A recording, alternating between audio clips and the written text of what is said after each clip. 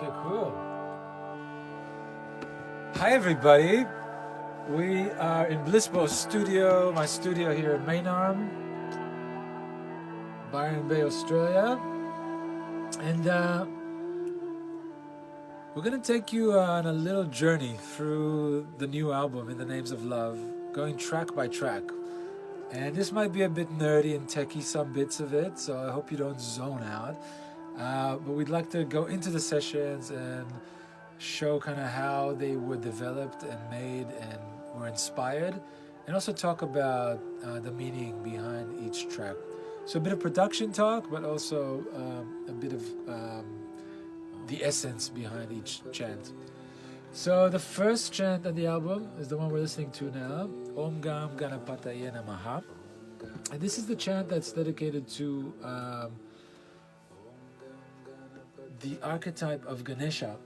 So there's a lot of Ganeshas around here, this guy. And in Indian mythology, Ganesha represents the quality of removing obstacles. And we've talked about this in the past. When we chant, we are invoking inner qualities, archetypes that resonate with these divine qualities, with these symbols of love.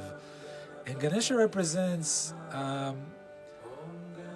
think about like having a big inner elephant in you that clears the path, breaks room for new ways of thinking. So I think working on this track might have been one of the last tracks I've worked on in the process, actually. And there is that element of having those BVs on it, backing vocals. If we just isolate them. So there's many layers here of harmony.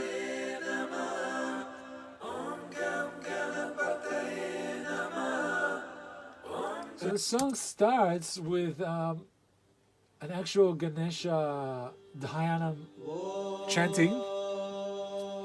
So this is from a recording of Vedic chanting.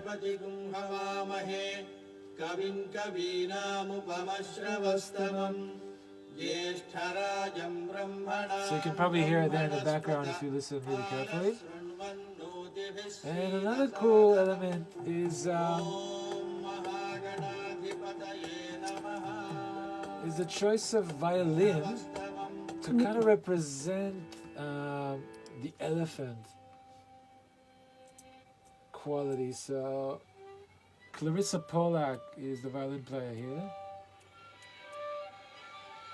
And you can hear her doing all these really nice glissandos. I guess it sounds a bit like an elephant. Maybe a small elephant. Doing these things.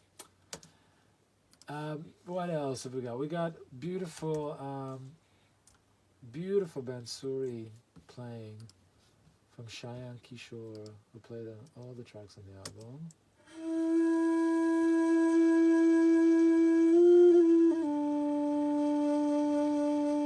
That's his raw Bansuri playing.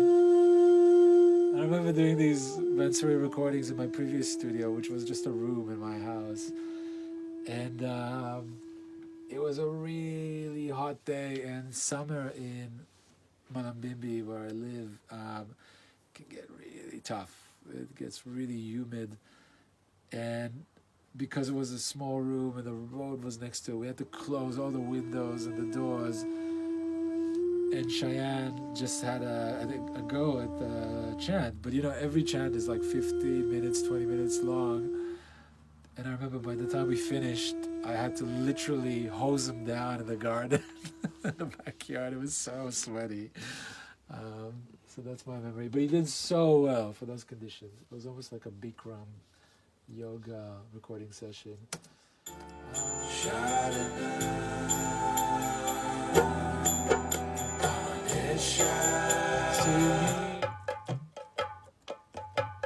So that's the dolak.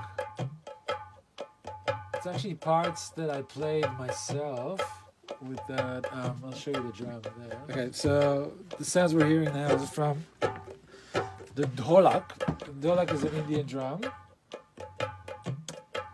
looks very cool, and it's just got a bottom end which makes the bassy bits, and a top bit which makes the high hit. And I'm not a great player, but actually, like, I found a good take and just managed to edit it in a way that sounded decent and double it a few times. So that's the drums there. So we've got bansuri, we've got violin on this track, we've got bass. Let's listen to the bass.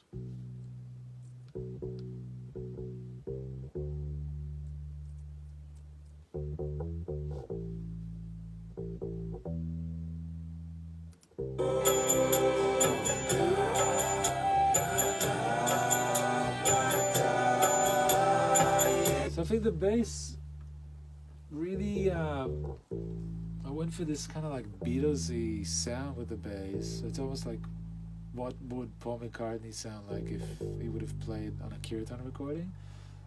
And it's also the one element that's adding a lot of bottom end and heaviness. So again, it was like visualizing that big elephant trampling through the jungle, creating clearing a path.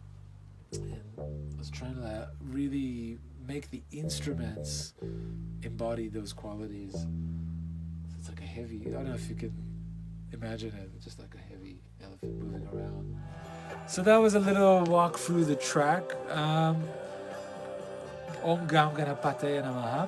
Also worth mentioning why this was chosen to be the first track on the album.